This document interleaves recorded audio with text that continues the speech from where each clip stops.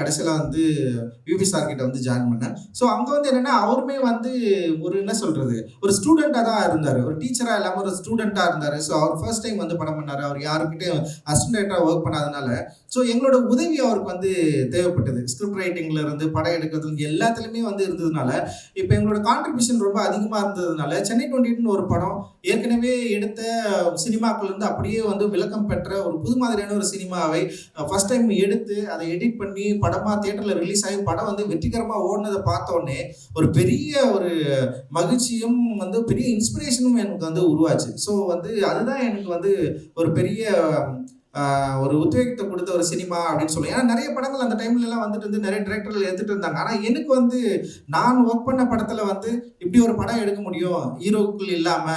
So இந்த மாதிரி ஒரு கதையும் வந்து நம்மளால சொல்ல முடியும் அப்படின்னு ரொம்ப சாலிடா சொல்லி வெற்றி பெற்ற ஒரு படமா சென்னை 28 இருந்தது. அப்புறம் சரோஜா இருந்தது, கோவா இருந்தது. 3